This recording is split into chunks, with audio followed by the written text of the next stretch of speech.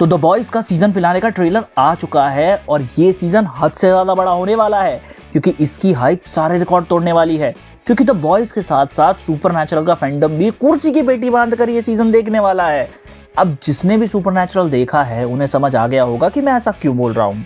तो ट्रेलर की बात करें तो भाई ट्रेलर काफी ज्यादा फोकस करता है वॉर पर, जो कि लाजमी है क्योंकि लास्ट सीजन जो बगड़जंतर होमलैंडर ने मचाया था और वो स्लोली जो अमेरिका पर कब्जा करने का प्लान बना रहा है, डिक्टेटर बनना चाह रहा है, उस पर कहानी होगी। अब बात यह है कि ट्रंप को किसी ने बताया क्या इसके प्लान के बारे में? देखो, वॉर के बाद जो सबसे बड़ा हिट लगा है वो लगा है हमारे हीरोज और स्टारलाइट को, क्योंकि वो लोग अभी तक टेररिस्ट की तरह ट्रीट किए जा रहे हैं। और ट्रेलर में वो नाजी इंस्पायर्ड कैंप्स भी दिखाई देते हैं जहां हमारे बॉयज को रखा गया था। अब बॉयज को किडनैप करके वहां रखा था, पर ये पल दो पल की स्टोरी है क्योंकि इसके बाद ट्रेलर में हमें दिखाई देता है कि वो लोग बुचर के साथ हैं। तो प्रोबेबली बुचर ने स्टारलाइट के साथ और जेनवी की उसकी नई गैंग के साथ मिलकर हमारे बॉयज को बचा लिया होगा। मेरे को बस ये देखना है कि किमिको कैसे रिएक्ट करती है जब जिसने उसे कंट्रोल किया है वही लौंडिया उसे टीम में देखने को मिलेगी। वहीं बुचर वापस आ गया है और अब उसके लिए अर्जेंट हो गया है। अब वो इस लड़ाई को लंबा नहीं खींच सकता क्योंकि होमलैंडर अपनी आर्मी को दिन प्रतिदिन बढ़ाए जा रहा है और इसके लिए बुचर को वापस आना ही पड़ेगा। वापस आकर वो अपनी टीम के साथ जुड़ेगा। कितना ही बड़ा ईगो हो, कुछ भी हो, लेकिन उसे टीम की जरूरत है। वॉर को बिना टीम के बुचर भी नहीं जीत सकता। बट इस होमलैंडर को मारने के लिए उसे तगड़ी प्लानिंग करनी पड़ेगी। और अब वहीं आते हैं एशली पे। एशली जो लास्ट सीजन एक मॉन्स्टर बन गई थी वो अभी ऑलराइट दिख रही है, यानी कि उसकी पावर्स जो है वो उसकी मर्जी के मुताबिक एक्टिवेट और जा सकती हैं, दोनों ही काम हो सकते हैं। तो वो शो में ही हमें ये चीज़ देखने को मिल जाएगी।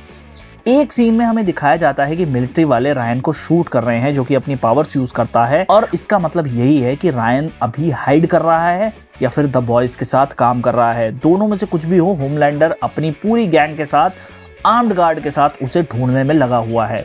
वहीं स्टैन एडगर की अगर हम लोग बात करें, वो ऑरा फार्मिंग दोबारा से कर रहा है और न्यूमन की बेटी को रेडी कर रहा है क्योंकि उसे अपनी सीट वापस चाहिए। भाई, जो हमारा है हमको चाहिए। और होमलैंडर की डेथ के बाद उसे ये सारी चीज़ें मिल सकती हैं, लेकिन उसके लिए होमलैंडर का मरना बहुत ज़रूरी है। और ट्रेलर में हमारा बुढ़िया लवर सोल्जर बॉय भी हमें देखने को मिल जाता है। ये प्रिटी क्लियर है कि भाई सोल्जर बॉय यहाँ पर क्यों है। देखो, द बॉयज़ के लास्ट सीजन में हमने देख लिया था और जेनवी के सीजन 2 में भी हमें ये कंफर्म हो गया था कि होमलैंडर इस फाइट में बिल्कुल अकेला है। जिन भी सुप्स पर वो ट्रस्ट करता है ना, वो सब उसकी पीठ में खंजर भोंकने को तैयार बैठे हैं।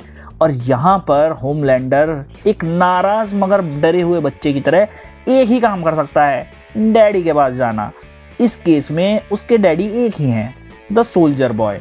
अब सोल्जर बॉय उसकी हेल्प करेगा इन सब के अगेंस्ट, लेकिन वो धीरे धीरे हो सकता है कि अपनी खुद की प्लानिंग बना रहा हो होमलैंडर को रास्ते से हटाने के लिए।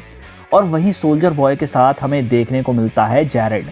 अब ये एक्टर कोई भी रोल प्ले कर रहा हो, मैं कंफर्म ये बोल सकता हूँ कि भाई सबसे ज़्यादा सोल्जर बॉय के साथ होगा इसके सारे के सारे सीन्स। देखो, एक्टर का इस स्टोरी में सबसे ज़्यादा काम होगा सुपरनैचुरल के फैंस को नॉस्टैल्जिया हिट कराना।